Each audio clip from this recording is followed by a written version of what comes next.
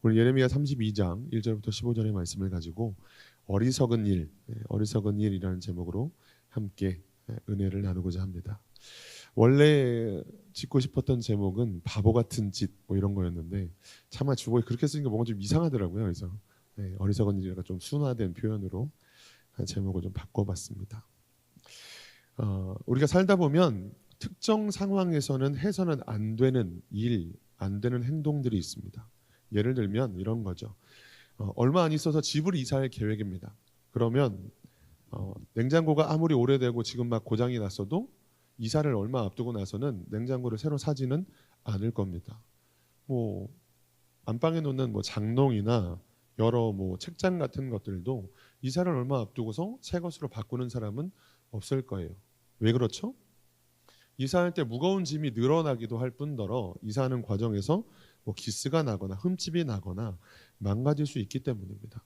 그래서 그런 것들은 좀만 더 견뎠다가 지금 당장은 좀 불편하긴 하지만 조금 더 견뎠다가 이사를 하고 나서 새 집으로 이렇게 배달이 되도록 와서 조립해 주실 수 있도록 그렇게 무언가를 구매하는 행동은 좀 뒤로 미뤄두게 되는 거죠.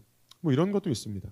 내가 여자인데 얼마 있다가 학교에서 신체 검사가 있습니다. 내가 연예인인데 얼마 안 있어서 몸에 붙는 옷을 입고 촬영을 할 일이 있습니다. 그러면 과식하는 일은 멈춰야 되겠죠. 과식이 뭡니까? 과식이 문제가 아니라 아예 밥을 안 먹거나 막 굶는 일들도 있겠죠. 왜냐하면 얼마 안 있어서 내 몸매가 드러나는 어떤 영상이나 사진을 찍게 될 텐데 그때 가서 너무 후회될 게 너무 뻔한 일이기 때문이에요. 그래서 지금 당장은 너무 배고프지만 너무 먹고 싶지만 못 참겠지만 그러나 이 작품을 마저 찍고 요 뭐 신체 검사에서 1년 내내 제 몸무게가 몇이야라고 하는 어떤 놀림을 받을 걸 생각해 본다면 체육대회나 신체 검사를 앞두고 아니면 몸매가 드러나는 어떤 촬영을 앞두고는 음식을 먹는 일은 당연히 자제를 하게 될 거예요. 만약 얼마 남지 않았는데 이사가 얼마 남지 않았는데 비싼 물건을 사거나 아니면 신체 검사가 바로 내일 모레인데 오늘 과식을 한다면 그건 참 어리석고 미련한 짓이겠죠. 근데 오늘 본문에도 비슷한 내용이 소개됩니다. 굉장히 어리석고 미련해 보이는 일이 소개되고 있어요. 오늘 본문의 배경은 이렇습니다. 예레미야에게 숙부가 있어요. 근데 그 숙부의 아들, 뭐 우리식으로 표현하면 조카뻘 되는 거겠죠. 어느 날 이 조카가 찾아와서 아나돗이라고 하는 지역에 있는 내 밭을 사세요라고 말하는 겁니다. 그런데 지금 예레미야가 개인적으로 처해 있는 상황이나 그의 나라 남왕국 유다의 상황상 토지를 매입해서 소유한다는 건 굉장히 어리석은 행동인 상황이었습니다. 그럼에도 불구하고 예레미야가 그 조카의 토지를 구입하고 유다 모든 사람들 앞에서 내가 이 땅을 구입했음을 내 조카에게서 구입했다고 하는 사실을 선포하고 당신들이 이 매매의 증인이 되어주세요라고 하는 게 오늘 본문의 내용입니다. 물론 예레미야가 이 땅을 매매한 이유가 있었습니다. 매입한 이유는 하나님께서 예레미야에게 임하셔서 네 조카뻘 되는 너희 숙부의 아들이 찾아와서 너에게 밭을 사라고 할 건데 그거 너 구입해라. 너 그거 사라 라고 말씀하셨기 때문이에요. 그런데 여기까지가 오늘 본문의 내용인데 그렇다면 도대체 예레미야가 하나님의 말씀에 순종하여 아나돗에 있는 밭을 샀던 그때 예레미야가 처했던 상황이 어땠는가 좀 더 구체적으로 살펴보겠습니다. 첫 번째는 예레미야가 이 밭을 샀던 때의 상황이 어땠느냐? 우선 나라 안의 상황 그리고 국제 정세가 좋지 않았다는 겁니다. 자막을 좀 띄워주세요. 첫 번째는 나라 안의 상황, 국제 정세가 좋지 않았다라고 하는 겁니다. 예레미야 32장 1절에서 2절 상반절까지 말씀 같이 읽어보겠습니다. 유다의 시드기야 왕 열째 해 곧 느부갓네살 18째 해에 여호와의 말씀이 예레미야에게 임하니라. 그때의 바벨론 군대는 예루살렘을 에워싸고. 아멘. 우리가 잘 알고 있는 것처럼 하나님께서 솔로몬이 우상을 섬긴 탓에 이스라엘을 남왕국 유다와 북왕국 이스라엘로 나누게 하셨죠. 그 다음 북왕국 이스라엘은 하나님 보시기에 악한 왕들만 쭉 세워지다가 마침내 아수르에 의해서 완전히 멸망당해 버립니다. 그런데 지금 아수르는 이미 멸망당한 상황이고 아수르가 아니라 북왕국 이스라엘은 아수르에 의해서 완전히 멸망당한 상황이고 남왕국 유다마저도 바벨론 군대에 의해서 지금 예루살렘이 포위를 당한 상황입니다. 한마디로 언제 나라가 멸망할지 모르는, 언제 나라가 멸망당해도 이상하지 않은 상황이었어요. 그런데 이런 시국에 조카가 와서 내 땅을 사가라고 이야기하는 겁니다. 얼마 지나지 않아서 전쟁이 일어날 것 같아요. 아니, 전쟁이 일어나지 않더라도 지금 땅을 사는 건 너무 미련해 보이는 상황이에요. 언제든 피난을 가거나 지금 살고 있는 곳을 떠날지 모르는 상황입니다. 그러면 어떻게 해야 되죠? 그러면 떠날 준비를 해야죠. 가져갈 수 없는 비싼 물건들은 빨리 조금 싸게 팔더라도 얼른 처분을 해야 됩니다. 그래서 휴대할 수 있는 돈으로, 동산으로 바꿔야 되는 거죠. 아니, 전쟁통에는 돈도 필요 없습니다. 그래서 국제정세가 좋지 못할 때는 어디서나 통용되는 현물 가치가 있는 금이나 금괴 가격들이 오르는 것들을 우리는 이미 알고 있습니다. 그 당시에도 밭을 새로 사기보단 내가 갖고 있던 밭마저라도 어떻게든 팔고 현물화를 시키고 언제 어떻게 어디로 도망갈지 모르는 상황이다 보니까 그렇게 대비를 해야 되는 상황이었다라고 하는 거예요. 1절에 보면 우리가 방금 읽어봤습니다만 시드기야 왕 통치 10년이 되던 때라고 시간을 알려주는데 역사적으로 예루살렘은 시드기야 왕 통치 11년이 되는 때 바벨론에 의해서 멸망을 당합니다. 그렇다는 건 이제 바벨론에 의해 멸망당하기 1년 전이라는 얘기. 1년에서 1년 반 정도 전인 시기입니다. 누가 봐도 우리나라가 얼마 못 가겠구나 하는 상황이었다고요.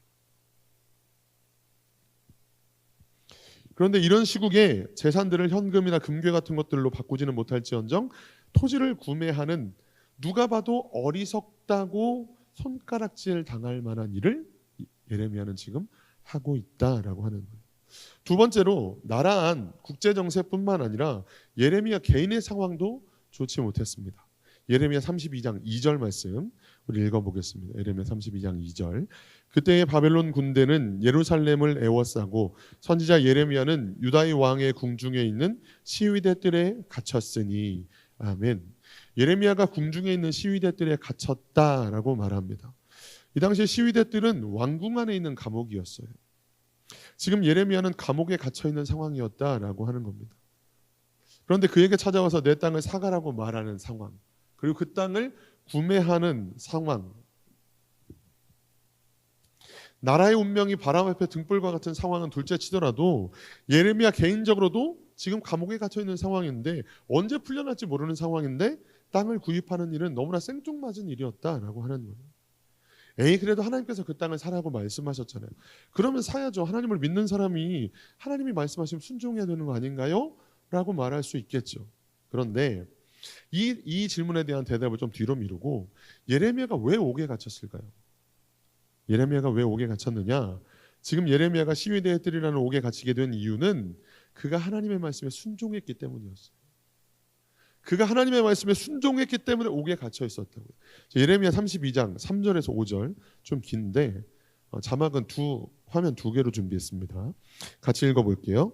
이는 그가 예언하기를 여호와의 말씀에 보라 내가 이 성을 바벨론 왕의 손에 넘기리니 그가 차지할 것이며 유다 왕 시드기야는 갈대아인의 손에서 벗어나지 못하고 반드시 바벨론 왕의 손에 넘겨진 바 되리니 입이 입을 대하여 말하고 눈이 서로 볼 것이며 그가 시드기야를 바벨론으로 끌어가리니 시드기야는 내가 돌볼 때까지 거기에 있으리라. 여호와께서 뒷장으로 넘겨주세요. 여호와께서 이와 같이 말씀하시니라. 너희가 갈대아인과 싸울지라도 승리하지 못하리라 하셨다 하였더니 유다 왕 시드기야가 이르되 내가 어찌하여 이같이 예언하였느냐 하고 그를 가두었음이었더라. 아멘. 지금 예루살렘이 바벨론에 의해서 포위되었습니다. 언제 멸망당할지 모르는 상황이에요. 그런데 유다의 왕 시드기야가 예레미야를 찾은 거예요. 지금 하나님께서 이 나라를 어떻게 하시겠느냐 묻는데 예레미야가 뭐라고 예언했다고요? 우리나라는 멸망당하게 될 겁니다. 절대로 갈대아인의 손에서 벗어나지 못할 거고 저 갈대아인, 저 바벨론 왕의 손에 당신은 넘겨진 바 될 것입니다. 그래서 당신의 입이 그의 입을 대하고 눈과 눈이 마주보는, 지금 왕국에 있는 왕은 이제 포로가 되어서 바벨론 왕 앞에 얼굴을 마주하고 대면하고 서게 될 겁니다. 여호와께서 이같이 말씀하셨으니 너희가 절대로 갈대아인과 싸워도 승리하지 못할 것이다. 하나님께서 이렇게 저에게 말씀하셨습니다라고 예언하는 거예요. 여러분, 이게 그냥 우리에게 좀 더 직접적으로 적용해서 생각해 보면 이런 거예요. 내가 지금 상황이 너무 어려워요. 지금 물질적인 어려움을 당했어요. 어떤 사람 관계의 문제로 너무 괴롭고 마음이 힘들어서 목사님을 찾아왔어요. 목사님, 제가 지금 상황이 어떻게 될까요? 지금 마음이 너무 힘든데 제가 어떻게 될까요? 좀 하나님께 기도하시고 저에게 좀 감동을 주시는 대로 말씀해 주세요라고 했더니 앞으로 한 10년은 더 고생할 거예요. 뭐 이런 식으로 얘기를 했다고 생각해 보세요. 그러면 그 목사님을 다시 찾아뵐까요? 아니죠. 아니, 어떻게 말이라도 좀 뭔가 위로되는 말을 좀 해주면 얼마나 좋아. 아무리 하나님 그렇게 감동하셨어도 그렇게 대놓고 말씀하시면 어떡하지? 아니면 좀 순화해서 말씀하셨으면 얼마나 좋을까? 이런 생각하지 않겠어요? 근데 왕의 입장에서 지금 나라가 어떻게 될지 모르는, 당장이라도 바벨론에 의해서 멸망당할지 모르는 이 절체절명의 순간에 선지자를 찾았어요. 하나님께서 뭘 하시더냐, 하나님께서 뭐라고 말씀하시더냐 물어봤는데 절대로 이기지 못할 거고 우리는 포로로 끌려가게 될 겁니다. 멸망당할 겁니다 라고 예언했다는 거예요. 시드기야가 불같이 화를 내며 예레미야를 시위대의 뜰에 가두어 버렸다라고 하는 거죠. 하나님의 말씀에 순종했는데 감옥에 갇힌 상황, 이게 지금 예레미야가 닥친 개인적인 상황이었다라고 하는 거예요. 하나님께서 이 나라에 구원을 베푸실 겁니다. 하나님께서 당신을 통해 은혜를 베푸실 겁니다. 이렇게 말했으면 얼마나 좋았겠느냐라고 하는 거예요. 그런데 아니요, 하나님이 이 나라를 바벨론에 넘기셨습니다. 바벨론 왕의 손에 넘기셨습니다. 당신은 바벨론으로 포로로 끌려가게 될 것입니다 라고 예언했다고요. 하나님이 주신 예언대로, 하나님이 주신 감동대로 말하였다가 지금 감옥에 갇혀 있더라 라고 하는 거예요. 하나님의 말씀에 순종했던 이유로 감옥에 갇혔는데, 하나님의 말씀에 순종했던 이유로 지금 어려움을 당하고 있는데 또다시 토지를 구매하라는, 누가 봐도 뭐야, 계속해서 어려움 나가고 감옥에 갇히고 매 맞고 하더니 약간 이렇게 된 거 아니야 라고 생각할 수밖에 없는, 그렇게 수군될 수밖에 없는 상황임에도 불구하고, 모두에게 웃음거리가 될 수밖에 없는 상황임에도 예레미야에게 또다시 순종을 요구하셨고, 예레미야는 어떻게 했다고요? 순종했다라고 하는 겁니다. 하나님의 말씀대로 숙부의 아들이 와서 자신의 땅을 사라고 할 때 예레미야는 그 땅을 구입했다는 겁니다. 나라 안팎의 상황도, 예레미야 개인의 사정도 어느 것 하나 하나님의 명령에 순종하기 어려운데, 그런데 예레미야는 순종했더라고 하는 겁니다. 그는 믿음의 편을 택했다라고 하는 거예요. 그런데 이게 말씀을 읽는 건 어렵지 않습니다. 말씀을 읽으면서 예레미야는 역시 하나님의 사람이야, 맞아, 믿음의 사람이라면 저렇게 해야지, 그렇게 생각하는 건 사실 참 어렵지 않습니다. 그런데 이 말씀을 그런 이유로 주셨을까요? 그냥 이 말씀을 읽는 것으로 예레미야 때 이런 일이 있었구나, 예레미야는 그때에도 순종했구나, 예레미야는 순종했다가 어려움을 당했고 순종했다가 감옥에 갇힌 상황이었음에도 하나님의 말씀 앞에 또다시 순종했구나, 진짜 믿음 좋은 사람, 그렇게 끝나는 걸까요? 하나님은 그렇게 깨닫고 많은 것으로 이 말씀을 기록하셨을까요? 아니라는 거예요. 결국 이 말씀을 통해 깨닫고 우리가 예레미야와 같은 순종의 삶, 하나님의 편을 택하는 믿음의 삶을 살아내지 않으면 의미가 없다라고 하는 거예요. 예레미야의 믿음의 선택이 우리의 것이 되지 않으면, 나의 것이 되지 않으면 이 말씀을 읽어도, 이 말씀을 들어도 무의미한 것이 되어버리고 많은 것이죠. 우리의 삶에 이 말씀을 적용해 보면 이렇게 됩니다. 사실 지금 우리가 처한 상황도 예레미야의 그것과 별반 다르지 않습니다. 처음 예레미야가 처한 상황, 그 당시에 나라 안팎의 상황, 국제 정세가 어땠죠? 바벨론에 의해서 포위당해서 언제 망해도 이상하지 않을 상황. 지금 국제 정세가 어떻습니까? 러시아와 우크라이나의 전쟁은 아직도 끝나지 않았어요. 잠잠해지나 했더니 이란과 이스라엘, 저 중동 지역에 또다시 험악한 분위기가 생겨나고 있고 미국까지 그 개입을 하면서 확전의 가능성도 배제할 수 없는 상황이에요. 그럼 나라 안의 정세는 어떻습니까? 올해 경제 성장률이 1%도 안 될 거라고 전망을 하더라고요. 내년 후반쯤 가야 그래도 좀 1%는 넘어서는 정도가 될 수 있을 것 같다라는 조심스러운 전망을 하더라는 겁니다. 경제적으로도 모두가 어렵다고 말하고 누구 하나 긍정적인 이야기를 하지 않는, 모두가 어렵고 힘들다라고 말하는 이 시기에 믿음의 걸음을 내딛는 것이 얼마나 어려운가라고 하는 거예요. 우리 개인의 삶도 마찬가지죠. 마치 예레미야 개인의 삶이 쉽지 않았던 것처럼 믿음을 지키고 말씀대로 순종했더니 오히려 감옥에 갇혔던 것처럼 우리의 개인의 삶도 마찬가지죠. 우리 중에 문제가 없는 사람이 누가 있습니까? 걱정이 없는 사람이 없어요. 감옥에 들어가 있지는 않지만 이런저런 어려움들이 많이 있습니다. 지금은 일을 하고 있기는 하지만 언제까지 일을 할 수 있을까? 언제까지 이 직장을 다닐 수 있을까? 걱정이 끊이질 않습니다.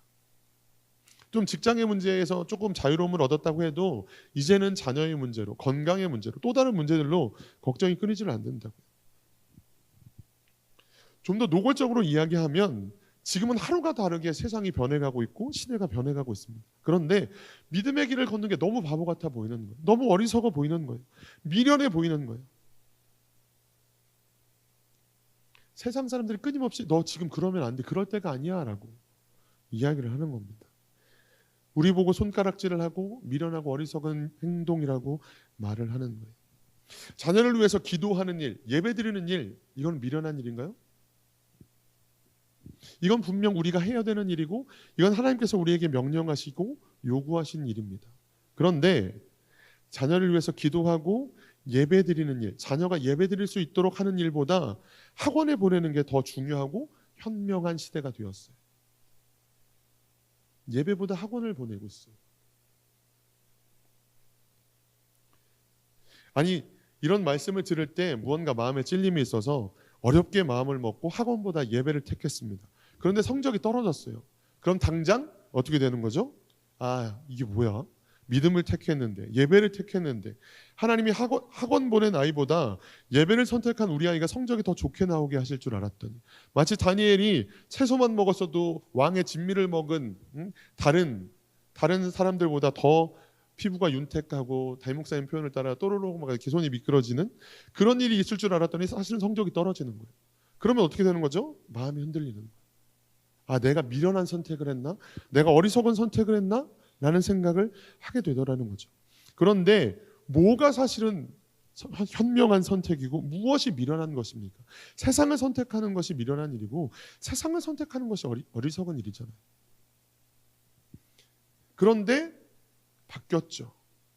세상을 선택하는 건 현명한 일이고 하나님을 선택하는 것, 말씀을 선택하는 것, 믿음을 선택하는 일은 어리석고 미련한 일이 되어버렸다라고 하는 거예요.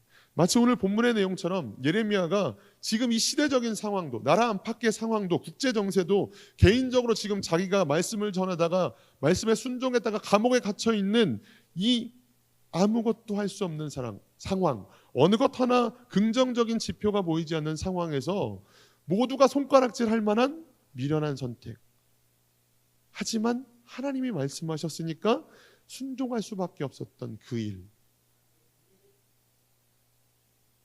그런데 이 일을 우리는 과연 하고 있느냐는 예배를 선택하는 게 미련해 보이는 이때에 자녀를 위해서 기도하고 너 학원 가서 공부하는 것도 물론 중요하지만 예배보다 중요하지 않아. 믿음을 가르치고 신앙을 전수하고 예배를 택할 수 있도록 그 자리에서 하나님의 은혜를 경험할 수 있도록 하나님의 도움을 그의 지금 학창시절에 어린 시절에 경험할 수 있도록 돕는 것 이것이 사실은 믿는 우리에게 가장 현명하고 가장 지혜로운 선택일 텐데 세상의 지혜를 따라 세상의 현명함을 따라 믿음이 어리석고 미련해 보이는 시대가 되었다라고 하는 거예요. 오늘 유튜브에서 어떤 영상을 봤습니다. 목회데이터 연구소 소장님이 나오셔서 얘기하는 것들을 들었는데 코로나 이후에 이제 교회에서 많은 성도들이 교회를 떠났잖아요. 온라인으로 예배를 드린다든지 뭐 흔히 말하는 뭐 안 나가 가나안 신자가 된 사람들이 많은데 예전에는 교회 예배, 특별히 목사님의 설교 말씀을 통해서 많은 영향력이 있었다면 코로나 이후 지금은 부모에 의해서, 가족에 의해서 가장 많이 신앙적인 영향을 받는다라는 그 통계 수치가 나왔더라고요. 무슨 얘기예요? 엄마 아빠가 기도하는 모습, 엄마 아빠가 힘들어도 예배를 택하는 모습. 너 학원 다니는 거 물론 중요해. 그래서 성적 오르는 거 중요해. 하지만 성적이 오르지 않아도 좋으니 예배를 택해야 한다. 결국 부모가 그것을 가르쳐야 하고 이것이 미련해 보이지만 현명한 길이라고 가르칠 수 있어야 된다는 거예요.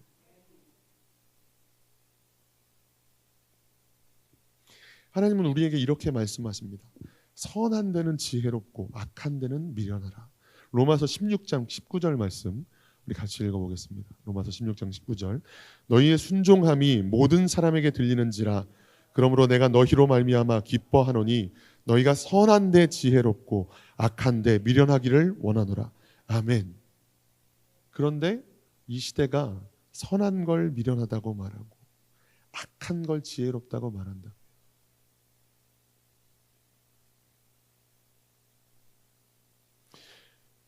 여러분은 과연 어떤 편을 택하고 계십니까? 많은 사람들이 손가락질하는, 많은 사람들이 미련하다고 말하는 하나님의 편을 과연 택하고 계십니까? 아니면 에이, 하나님 그래도 이건 아니죠. 지금 이 상황이 이렇게 돌아가는데 이건 아니죠. 라고 반문하고 계시진 않습니까? 사실 이 아나돗의 밭을 사게 된 이유는 하나님께서 이스라엘 백성들을 다시 회복시키실 것에 대한 예언적인, 상징적인 선포였죠. 이 땅에서 다시 우리가 읽어봤던 말씀 오늘 15절에 보면 만군의 여호와 이스라엘의 하나님께서 이와 같이 말씀하시니라. 사람이 이 땅에서 집과 밭과 포도원을 다시 사게 되리라 하셨다 하니라. 고 지금 아직 바벨론에 멸망당하지도 않았고 포로로 끌려가서 70년 동안 있게 될 그때도 아니지만 아직 멸망당하지도 않았지만 멸망당하고 포로로 끌려가서 70년이 지난 후에 다시 고토로 돌아오게 될, 다시 하나님께서 회복시키실 그때에 대한 상징적인 예표로 언약적인 모습으로 이 순종의 요구를 예레미야에게 하셨다라고 하는 말. 오늘날 우리도 마찬가지죠. 우리가 지금 선택하는 사람들이 미련하다고 말하는, 어리석다고 말하는 일은 지금 당장에 하나님의 어떤 역사적인, 하나님의 기적적인 능력으로 나타나지 않을 수도 있습니다.